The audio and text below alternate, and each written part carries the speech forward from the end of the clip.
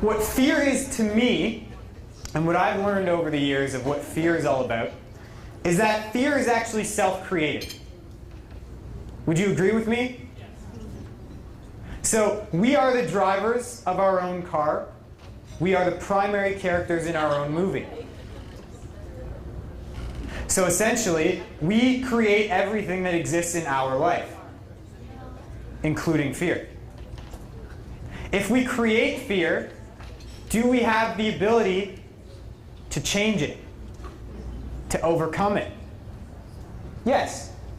But it takes a considerable amount, of awareness, which then leads to empowerment. It is very difficult for us to overcome fear without being aware that, number one, it's fear, and that we're afraid of it. And number two, the empowerment to say, I'm not going to allow this fear to control me anymore. And this takes time, as does everything else that I've talked about today. One of my favorite quotes is a journey. I know I say one of my favorite quotes a lot. I just have a lot of favorite quotes. So another one of my favorite quotes is a journey of 1,000 miles begins with one step. Lao Tzu. So a very interesting educational assistance, what's this thing called again? An acronym? Yeah? Okay, we'll go with that. A very interesting acronym that I came across a couple years ago in my own learning was that fear is just simply false evidence appearing real. Sit with that for a minute. False evidence appearing real. If we create fear, and fear only exists in the future and in the past, and we spend more of our time present in the now, fear disintegrates. Because fear is you are afraid of something that's going to happen, or that you think is going to happen, or that something that has already happened, or that you think has already happened. False evidence appearing real. Let me give you an example. And I only use this example because it was brought up in my last talk. I won't typically go as harsh as this one, but I think it's commonly shared. So we're faced with a situation where somebody has placed a gun to our head. And that's okay, because I know we're afraid of it. I know it creates a lot of inner fear within that. Because why? Because most of us are afraid of dying. Or afraid of, pardon me? Or how I'm going to die. Okay. Or how I'm going to die. Fair. So essentially what that is you're afraid of pain. You're making those around you suffer. So you're afraid of yourself suffering, as well as making those around you suffering. Everything we do is a mirror. That's a whole other seminar as well, so we'll get into that. Just to stay on point, a gun is held to our heads. What's the first thing that comes to you? What's that initial fear? I'm going to die. Right? Let's just say the initial fear when a gun is pointed to our head is I'm going to die. Is that real? Who said yes? Hands up if you think it's real. It's okay. Okay, beautiful. So, what is real in this scenario? Is it that we're going to die, or is it that there's a gun to our head? What happens is we've created a story. And that story is based on fear. And that fear is false evidence that appears real. So the fear that I'm going to die, if we believe in the theory that the only thing that really exists is right now, then you have absolutely no idea what will come 1 hour, 1 day, 1 month, 1 second, 1 moment from right now. And if we have no idea what comes outside of the right now, then is that fear of I'm going to die real in that moment? My belief is that it isn't. My belief is that's a story that we've created in our minds and we've conditioned ourselves to believe true. So if we're able, and I'm going to walk you through the steps of how we're able to overcome fear. If we're able to bring our awareness back to that present moment, which is not I'm going to die, or which is how is my family going to cope without me, or all of the pain and suffering that I'm going to leave behind. The reality is, right now, I have a gun to my head. All of that stuff is not real. It is false evidence that I've created to believe real. So if I'm in that moment, am I able to react with a clear head if I'm not focusing on the fear? No. Why not? You're busy making your story to think what you need to do next. Well, right, so that's what I'm saying, is that if we aren't focusing, if we're not focusing on that fear, but that's a good segue, so if we are focusing on that fear, are we able to react with a clear and open mind? No. We're stuck in that story. We've slipped into our subconscious mind, and we're not aware of anything that's going on around us. But isn't it important to go through those feelings? Sure. Absolutely. Absolutely. And that's what we're going to go into, which is the first and foremost step is acknowledging that it is fear.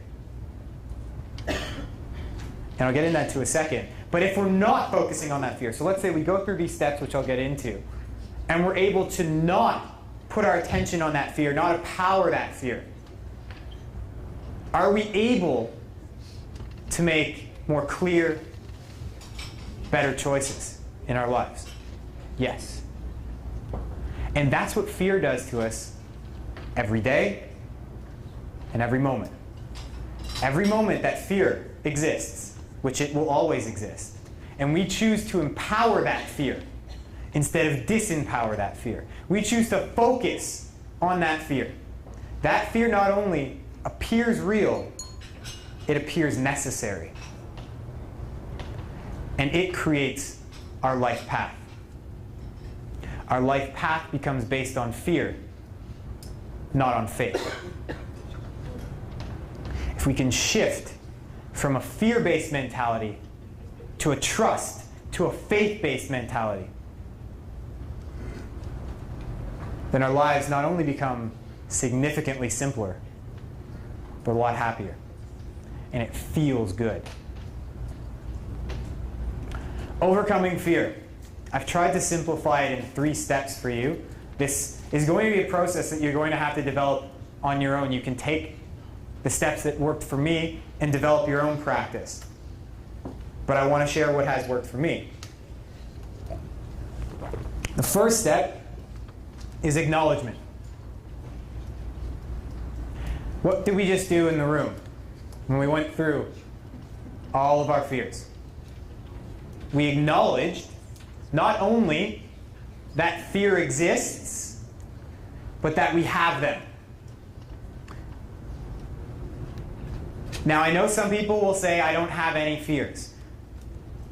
Great. I don't believe that to be true. But if you believe that to be true, that's great. I'm not here to tell you your way is wrong. For me, I believe that we all have fear, whether we want to acknowledge it or not. And the first step to actually overcoming fear is getting past that resistance and really acknowledging that it exists. Now, one thing that I've learned, because in my process of trying to overcome fear, I tried to get rid of fear. I tried to rid it from my body, from my being. Fear no more. See you later. Adios. And then what happened? Came right back. So the reality is that we are human beings. And we are here to experience everything. We are everything. So if we are everything, then we are also fear. And we also are here to experience fear. So there's no, this is all my own perception, okay? This is my belief. If we are here to experience everything, then we are here to experience fear. Fear will always exist. The question is what we do with it. The question is, do we focus on it? Do we empower it so that it runs our life? Or do we disempower it so it no longer plays a role in the path that we create? Acknowledgement. Acknowledge that fear will always exist. Acknowledge that we cannot get rid of fear. Acknowledge what our fears are. The deepest, darkest fears that we want to keep secret from everyone. What are they? There's no longer to be afraid of them. Our biggest fear is the fear of fear itself. Biggest fear is our fear of fear itself. From acknowledgement, step 2 is acceptance. Previously we talked about accepting emotion versus resisting emotion. We talked about how uncomfortable it can become when we're resisting emotion, and how beautiful life flows when we accept it and allow it to move through us. Why can't we do the same with fear? Why can't we acknowledge that it exists and accept that we are feeling it? If we accept that feeling, we have now become empowered. Because we're now empowered, we can then make a choice. And my choice was letting go of that fear and shifting my focus from fear to faith, from fear to trust. So I accepted the fear, and then I moved on to step 3, which is letting go of that fear and shifting focus. So as we go through these steps, I've now empowered myself. I'm at step 3, where I've acknowledged fear exists. I've acknowledged that I have certain fears. I've accepted those fears, which is probably the hardest step, is accepting that fear, that it exists, instead of resisting it and putting it in that trunk with our emotions. Once we get to a point where we accept it, then we're empowered. Then we get to let it go. And we get to choose to put our focus on something that is not fear, something that is faith, something that is trust, something that is love. And when we're able to shift our focus from fear to faith, letting go of the control that fear has on us is a much simpler process. I'm going to tell you a little story that happened about a month and a half ago for me about how I overcame my fear of wasps. Now, how many in this room share that fear with me?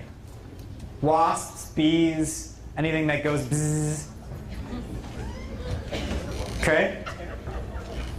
As a kid, I was the kid that would chase the bee with a bat, with a golf club, with my hands. And then, of course, what happened was that bee said, mister, I'm going to get you now because you came after me. You brought that fear to me, and I'm going to bring it back.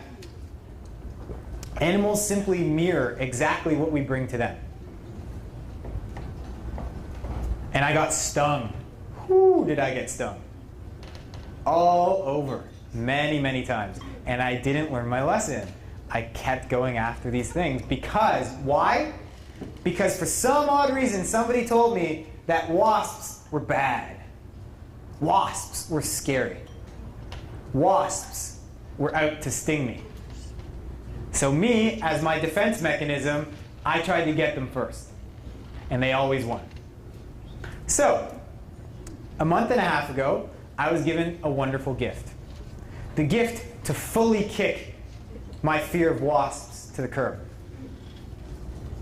I was at a good friend's place. We were having a lovely catch-up over tea on our outside terrace. And this brilliantly beautiful looking wasp comes and lands right on my arm. Now, the first thing that went through my mind was quickly shoo it away before it stings you. But I caught myself in that moment because I've practiced awareness, I've practiced acknowledgement. So I acknowledged. After I realized that this was fear, I said, okay, wait a second. Is that real, or am I just creating that story to be real? Meanwhile, I'm still having a conversation, half present in the conversation, half thinking, please don't sting me, please don't sting me. I'm doing my work, please. And I allow this bee to crawl through my arm hair.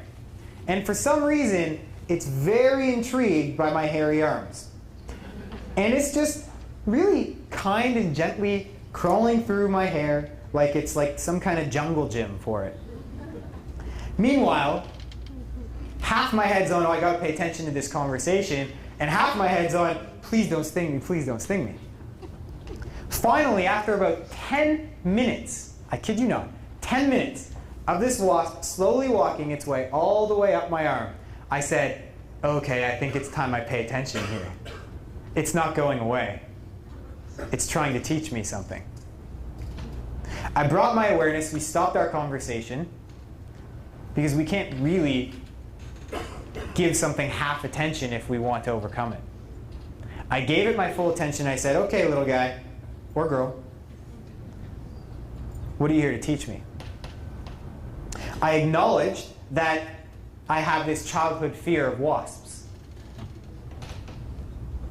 I acknowledge that this fear will never really go away, and it will always continue to control my life as long as I empower that fear. I accepted that I was feeling afraid of this little teensy-weensy insect in that moment. And as I was going through that process, it continued to very gently crawl across my arm, onto my hand, and I'm like, what is going on here? This is crazy. I've never seen anything like this. We're at close to 15 minutes now where this wasp is literally on my body, has not moved, except for crawling into different spots. And it crawls into the little valley between your two fingers. Right there, right on my Peter Pointer finger. Right into this hole. And I'm like holding it out like this. I'm just like, I'm just going to let you do your thing. You know, I accept it. I used to be afraid of you. I'm going to overcome this. And then I brought it really close to my face. And I took a look at this bee, at this wasp. And I recognized how beautiful it was. How immaculate this little guy was, or girl. The colors. So brilliant. It was beautiful. I'm like, why have I been so afraid? And I started looking at it and I said, this little thing on the backside of you is what I'm so afraid of. But your intention is not ever to sting me. Your intention is actually to bring me good. Because you want to know what that bee was doing? It was exfoliating my dead skin.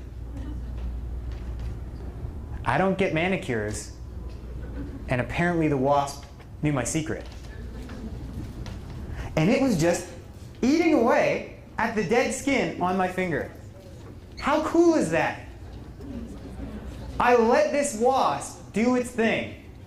I acknowledged all the fear that was going in. I accepted it.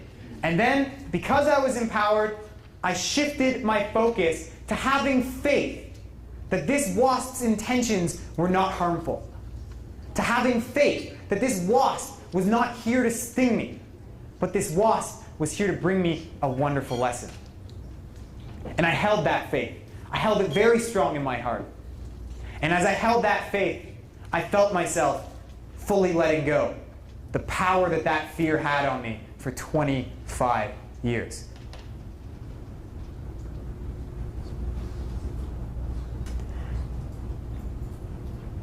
I looked at that wasp, and I felt nothing but love.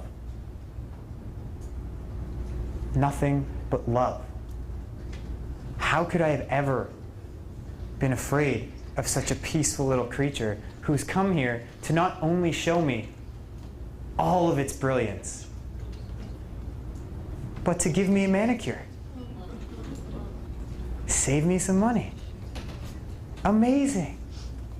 And it didn't want to leave me after that. We had this connection. It loved me so much, it was now on my body for over 20 minutes. And I was getting to a point where I was just holding my finger out, having a conversation. Now I'm like, okay, my arm's getting a little tired. And so what we did is we got a cookie, and we came over, and we gently brought the cookie up to the wasp. And it didn't want to leave. It liked my hand more than the cookie. But it slowly but surely, you saw it, one arm, one leg at a time, grabbed a hold of this cookie. And then it sat on that cookie for the next hour and a half, right beside me. Didn't leave. I'm not making a word of this up. Because I overcame my fear, I was now able to see the love that was there all along.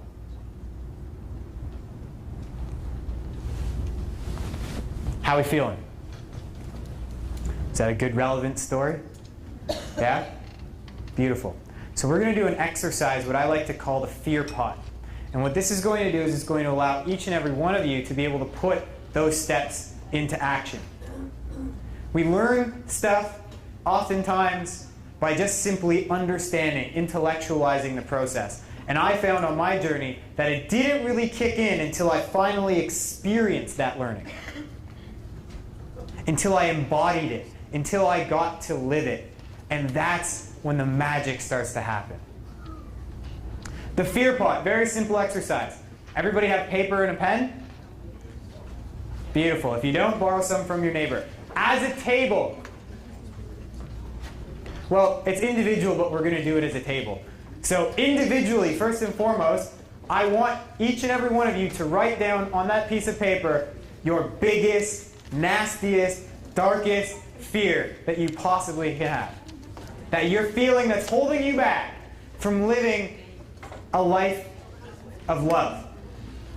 And once you write that down on that piece of paper, I want you to declare that fear to everybody at your table. I want you to go one by one as a table and read out your fear to everybody. Why? Because this is acknowledging your fear and then essentially accepting your fear. And then the next step is, once we're feeling empowered, we're going to rip that fear up into the tiniest little pieces that you can possibly imagine. And typically what I would do is I would have this nasty garbage can, and you would see that your fear is no different than the garbage that's in that can. And you throw that fear in that garbage can. But I don't seem to have a garbage can at the moment. So what I want you to do is envision that garbage can being the center of your table. And I want you to rip that fear up, and I want you to put it in the center of your table. And as you let go of that fear, I want you to take a big breath in, and I want you to say, this fear no longer controls me. As you will.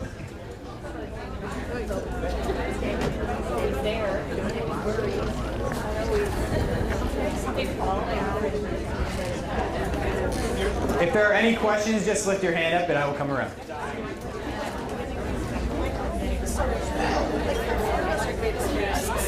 But it's not really holding us back. Can you still kind of throw that in the pot? Or it's not really, that's my greatest time. Is it holding you back from traveling? No. So, Went to the zoo maybe, but that's it. okay. You can use it if you feel like that's your deepest fear, but I would encourage to go a little bit deeper.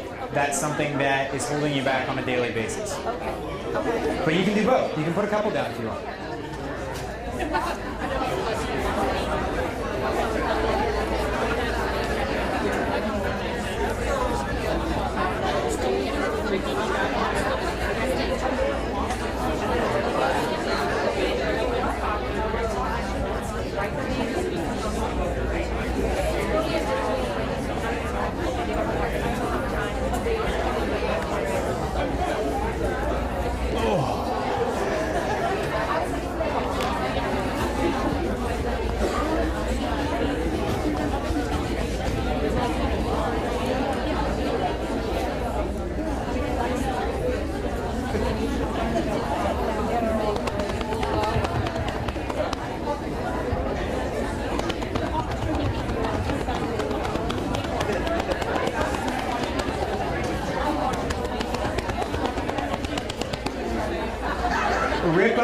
fear as aggressively as you possibly can.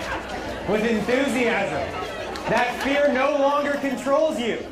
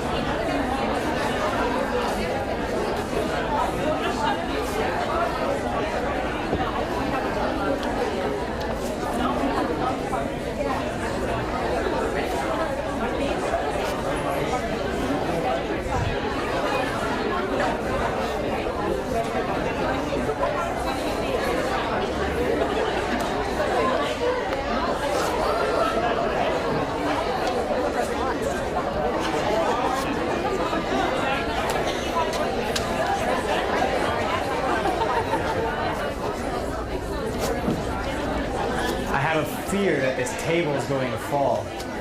I acknowledge and accept that fear and trust it will not.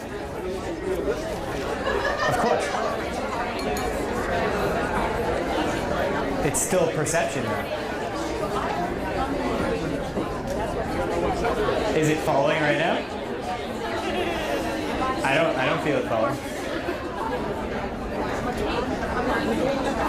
The mind can tell you what's it will tell you what you think is real and what's not real, but your heart knows the answers.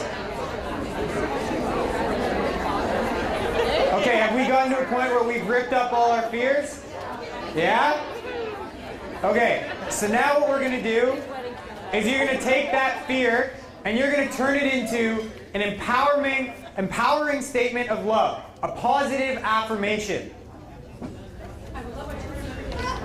So whatever that biggest fear is, I want you to take a look at it, and I want you to turn it into something that no longer represents fear, but represents faith, trust, and love. And I want you to acknowledge that statement. I want you to read it to every single person at your table. And I want you to keep that piece of paper. And I want you to put it somewhere where you're going to remember it. Because every single time that that fear comes back in your life, you pull out this empowering statement of love and you read it out loud to yourself and you remind yourself that I choose faith over fear. And if you would like, I would love, when we're done this, if a couple of you could share them with me. But go ahead and do that right now.